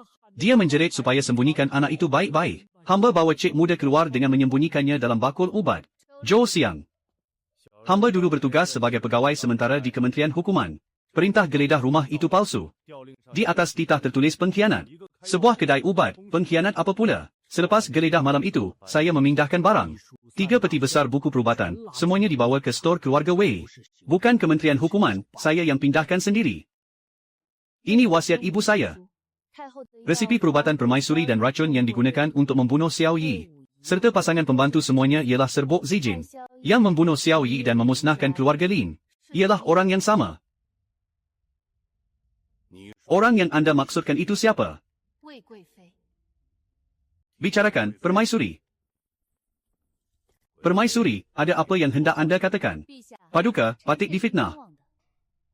Apa yang berlaku pada masa itu, semuanya angkara kaum Patik. Semasa Patik masuk ke istana, Patik masih sangat muda. Ketika itu Patik masih seorang budak. Siapa yang beri perintah kepada keluarga Wei? Patik tidak tahu siapa yang beri perintah. Waktu itu Patik sudah masuk ke istana. Tentang racun pula, siapa yang beri racun? Perkara ini Patik benar-benar tidak tahu. Buku perubatan itu Patik belum pernah nampak. Patik sudah lebih 20 tahun di harem belakang. Paduka boleh pergi siasat kaum Patik. Saya mahu lihat tangan Permaisuri. Apa yang menarik sangat pada tangan saya? Tangan Permaisuri tidak berhenti menggeletar. Sejak mula bercakap tadi pun tak pernah berhenti. Hanya kerana dewan itu sejuk, itu sahaja. Ada brazier dibakar dalam dewan, tak sejuk pun. Tangan menggeletar itu bukankah sudah cukup menjelaskan? Orang yang menipu takkan mampu kawal tangan sendiri. Saya seorang tabib, saya boleh nampak. Anda tak boleh sebab tangan bergegar terus dihukum. Beta tak boleh dengar kata-kata seorang permaisuri. Istana ini tidak berdusta, istana ini tidak berdusta. Beta benar-benar tidak tahu tuanku. Serahkan buku perubatan keluarga Lin dalam masa 3 hari. Beta cuma menyebut apa yang beta nampak. Tuanku masih ada satu lagi barang hendak dipersembahkan. Fitnah, rompak rumah dan meracun bukan dua perkara berasingan. Semuanya dilakukan oleh orang yang sama. Kamu merepek apa ini? Ini ialah analisis kaitan bagi serbuk Zijin. Dalam ubat permaisuri agung ditemui akar ular hitam. Racun dalam tubuh Xiao Yi ialah serbuk Zijin. Semasa keluarga Lin difitnah dan dibantai dahulu, satu resipi racun telah hilang. 3 benda ini datang daripada resipi yang sama. Itu resipi keluarga Wei. Bukan urusan istana ini. Beta sudah katakan, semuanya ialah perbuatan puak ibu beta. Pada tahun keluarga Lin difitnah dan dibantai, permaisuri belum masuk ke istana. Menolak segalanya kepada puak ibu beta memang masuk akal. Tetapi tentang racun Xiao Yi, itu perkara selepas dia memasuki istana. Masa itu keluarga Wei sudah tidak boleh masuk ke dalam istana lagi. Hanya permaisuri sendiri yang ada kemampuan itu. Itu bukan kerja tangan istana ini. Di harem begitu ramai orang, sesiapa pun mungkin. Orang yang hidangkan teh itu ialah orang di sisi permaisuri. Xiao Yi sendiri yang berkata, dia ingat semuanya. Apa kelayakan kamu hendak tuduh beta secara sembarangan? Dia masa itu bodoh, apa yang dia cakap itu boleh dikira. Dia bukan bodoh sejak lahir. Dia jadi begitu selepas diracun. Orang yang meracun dia telah memusnahkan keluarga perubatan Lin. Takut ada orang yang dapat menyelesaikan racun ini. Selepas dia sedar semula, dia ingat semua. Kamu menuduh beta, apa buktinya? Tuanku. Dia menuduh hamba. Mengapa kamu semua diam 1000 bahasa? Membinasakan keluarga Lin demi merampas resipi rahsia. Mencederakan Xiao Yi demi takhta putera mahkota. Tak segan-segan mengorbankan satu keluarga demi menyakitkan seorang putera. Orang yang sama. Bukan beta yang buat. Hamba tiada. Hamba telah berkhidmat kepada tuanku selama 20 tahun. Anak perempuan hamba hendak macam mana? Pergi. Beta mahu jumpa tuanku, biar beta jumpa sekali.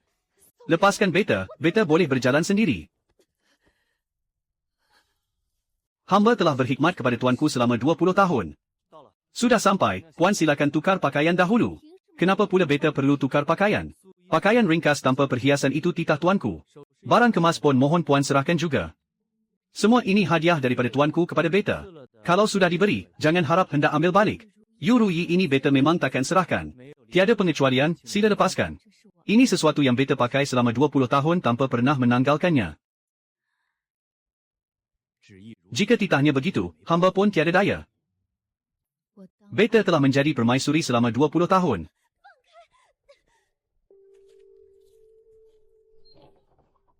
Puan, silakan masuk. Cik muda, air teh pun dah sejuk. Letak dulu, habis baca buku ini baru cakap. Buku-buku ini sudah dibawa balik semua ke. Hampir habis, tinggal 2-3 naskah lagi.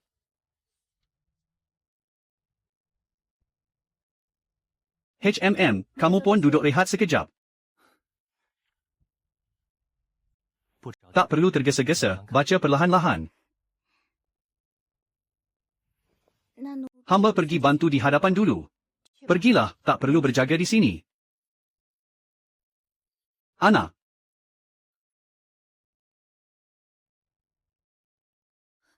Berdiri, bantu beta sampaikan satu perkataan keluar. Beta bercakap dengan kamu ni. Adakah penghulu jang masih bertugas di hadapan? Katakan beta ada hal segera hendak berjumpa tuanku. Tuan pegawai ini, tolong bantu sekejap. Beta sudah berada di istana ini selama 20 tahun. Sampai sepatah kata pun tak dapat disampaikan keluar lagi. Dikorek keluar dari peti rahsia bilik tidur permaisuri. 15 tahun lalu, ada orang meracun beta. Yang digunakan ialah botol serbuk Zijin ini. Racun ini telah berada dalam badan beta selama 15 tahun. Botol itu bukan milik beta.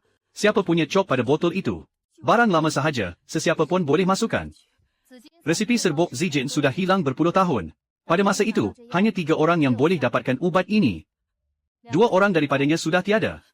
Apa hak kamu nak kata itu beta? Botol ada dalam peti rahsia kamu, cop itu pun milik kamu. Kalau begitu, macam mana kamu baru nak mengaku? Saya tidak pernah buat. Buat atau tidak, botol itu ada di sini. Wei Shi meracuni putera, seumur hidup terkurung di istana sejuk. Bukan saya.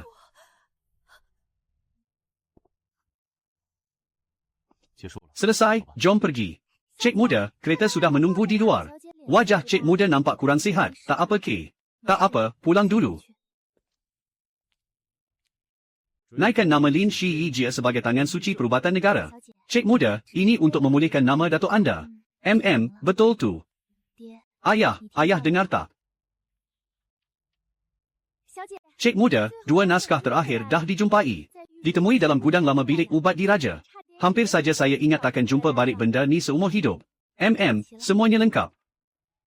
Resipi penawar yang lengkap ada di sini. Resipi penawar apa pula, cik muda? Seluruh formula serbuk Zijin ada pada helaian ini. Dalam ingatan beta cuma separuh, selebihnya ada di sini. Kalau macam ni, boleh rawat tuanku ke? Boleh, bila ada formula penuh, kali ini mesti habis dibersihkan. Ini suntikan terakhir. Bila saja kamu nak mula pun boleh. Jarum sebelum ini cuma menahan racun. Kali ini perlu cabut terus, memang akan sakit sedikit. Setiap kali pun kamu kata sakit sikit. Setiap kali memang lebih sakit daripada yang kamu cakap. Kalau macam tu, anggaplah beta tipu kamu lagi. Baiklah, jangan bergerak dulu, tunggu sekejap. Tangan kamu menggigil. Tak apa, banyak sangat dicucuk memang rasa lenguh. Kamu memang tak pernah sakit tangan, beta tahu. Dekat sini, biar saya tengok sekali lagi. Bersih licin, tak ada racun pun lagi. Betul-betul habis. Dalam meridian dah bersih betul, beta dah periksa 2 kali. Lepas ni tak perlu dicucuk lagi. Tak perlu, baguslah, lepas ni memang tak perlu dicucuk lagi. Kalau begitu, nanti kalau beta sakit, nak cari kamu macam mana? Tuanku pun tak sakit, cari saya buat apa? Kalau sampai betul-betul ada masalah pula nanti. Sudahlah, lepas ni tak perlu tahan lagi. Keturunan keluarga perubatan Lin, setiap beberapa generasi mesti ada seorang muncul. Cik muda, bilik baru dah siap. Mari gantung sekarang. Perlu cari hari baik baru nak buka perniagaan ke? Tak payah pilih-pilih, hari ni juga boleh. Cik muda, awak berdiri macam terpinga-pinga buat apa? Tak terpinga pun, saya cuma tengok tanda dah betul ke belum. Kenapa masih tak ada orang datang? Inilah klinik perubatan Lin. Cik muda ni umur berapa? Tuan, bahu kanan anda sakit dah berapa lama? Macam mana kamu tahu? Tangan ini nampak sangat stabil. Saya datang dari Qingju. Cik muda, dah sampai hujung jalan. Tak apa, seorang demi seorang.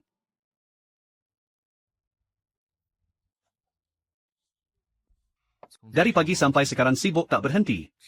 Lebih kurang begitu kot. Dah makan ke belum? Macam terlupa pula. Saya suruh orang hantar, masih panas lagi. Macam mana kamu tahu saya belum makan? Bila kamu sibuk, memang lupa makan. Makanan pun masih melekat di mulut lagi. Xiao Yi menerima titah. Dengan titah beta, anugerahkan Xiao Yi gelaran putera diraja. Menjunjung titah, hamba berterima kasih atas belas ihsan. Tuanku dah dilantik jadi putera diraja. Dah terbiasa panggil begitu, jangan tukar pula. Kalau begitu, lepas ni patut panggil anda permaisuri diraja. Esok masih ada ramai orang beratur. Ada sesuatu yang tak kena dengan diri kamu. Yang ini tak sama macam biasa. Kolar pun sengit. Saya tak nampak. Jadi saya tolong tengokkan untuk kamu. Macam putera sebenar pula. Kamu tak tukar baju. Macam ni pun tak boleh ke? Boleh saja. Hari ini kamu ikut saya pergi sekali. Kereta kuda tuanku sudah disiapkan. Gugup ke? Tak gugup. Mereka semua sedang tengok.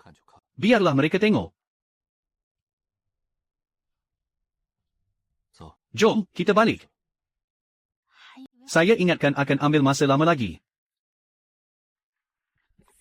Nyonya Fang sudah pergi. Ya. Kalau sudah pergi, baguslah. Mulai hari ini kamu pegang urusan ini. Kamu urus klinik perubatan ini. Cik muda, saya boleh ke? Kamu ikut saya selama ini. Apa pendapat kamu? HMM. Semuanya sudah beres. Kamu balik dulu. Saya ada sedikit urusan lagi. Periksa bahan ubat. Kamu balik dulu.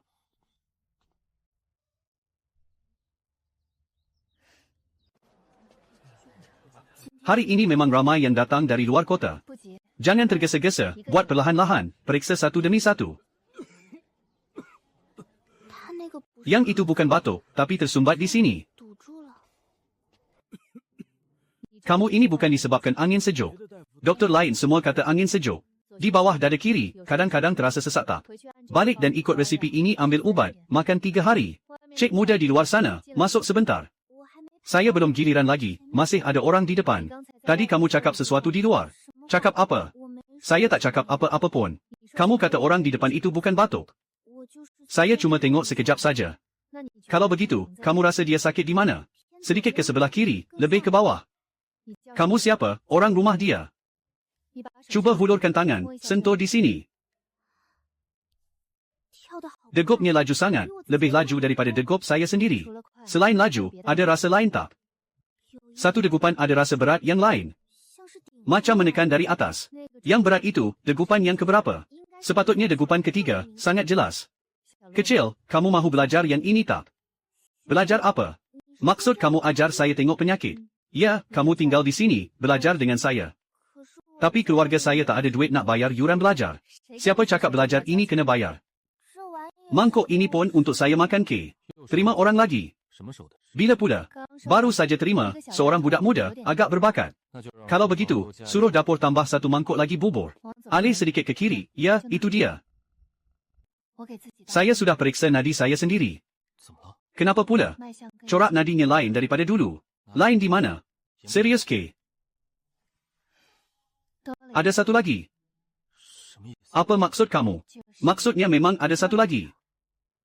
Kamu pasti? Saya dah periksa sendiri 3 kali. 3 kali pun hasilnya sama. Ya, 3 kali pun sama. Cepat duduk dan berehat dulu. Saya tak apa-apa. Cuba tengok muka awak tu, dah pucat lesi. Jelakan lidah awak, saya nak tengok. Jangan asyik merenung saya macam tu. Saya bukan merenung awak, saya tengok preskripsi ni. Sekarang saya tak haus, awak letak dululah. Minum seteguk air dulu, lepas tu kita tengok yang seterusnya. Saya tengah periksa pesakit ni, jangan risau. Tuanku dah duduk sepanjang pagi. Hari ni dah berapa orang yang beratur? Belum habis kira lagi, dah sampai 3 jalan pun. Awak letak situ, saya ambil. Sekadar 1 bungkusan ubat J, saya bukan tak mampu angkat. Dari pagi sampai sekarang awak ikut saya seharian. Tak ada apa pun, saya duduk J. Awak tak payah datang menjenguk saya tiap hari. Saya bukan merenung awak, saya tengok langit. Kalau macam tu, awak buat apa berdiri macam patung? Duduk sajalah, tengok awak pun boleh. Baiklah, kalau begitu awak duduklah. Dulu awak yang merawat sakit saya. Sekarang giliran saya yang menjaga awak. 5 orang di depan masuk dulu, yang di belakang tunggu sekejap. Datuk, luruskan tangan sedikit. Bahagian kanan sedikit lemah daripada kiri. Jangan gelabah, cuba sekali lagi, rasai betul-betul. Ya, bahagian kanan lemah. Betul, memang denyutan ni. Guru, lepas ni rawat macam mana? Buka dulu titik kanan, stabilkan keadaan awak. Susunan bagasi kereta ni bukan kecil. Saya tak tahu nak panggil puan macam mana. Saya orang tua dari kediaman Marquis Jenbei. Awaklah keturunan keluarga perubatan Lin. Betul, kemahiran ni diwarisi dalam keluarga.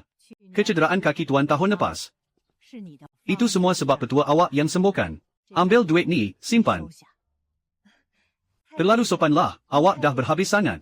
Biar saya gantungkan untuk awak. Ya, nampak kemas juga.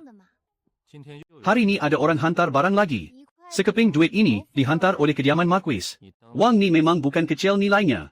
Kenapa saya rasa bayaran ni terlalu tinggi? Kenapa setiap kali awak kata semuanya baik-baik saja? Tak ada cara lain, setiap kali memang betul-betul baik. Masih ada lagi, sehelai pun tak kurang. Minum teh dulu, awak dah sibuk seharian. Ya, hari ni masih okey, tak ada masalah besar. Di luar sana ada lagi orang datang jumpa doktor, agak tergesa-gesa. Jom, saya pergi tengok. Orang luar kena daftar dulu, orang tempatan ikut nombor giliran. Cik adik, saya datang dari Liangju. Dah berapa lama berjalan? Setengah bulan. Duduk dulu berehat, nanti saya panggil awak. Nenek, tangan kiri awak ni tersumbat di sini. Betul ke? Memang tangan kiri tu tak kuat. Dah lama makan herba pahit. 3 tahun. Tak payah makan lagi. Petua ni dicuba 7 hari, lepas tu datang semula. Yang keberapa dah? Tak kira. Berehat sekejap. Masih ada orang beratur. Hari ni ada 53 orang. Esok tentu lagi ramai. Saya tahu. Lapar. Nasib baik. Saya ada bawa makanan. Asyik kuih bakar lagi. Tukar. Bon.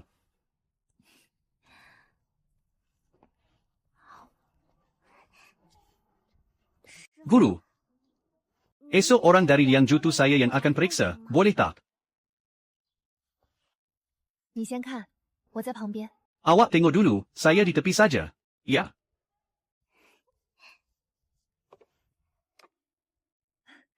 Pesakit seterusnya.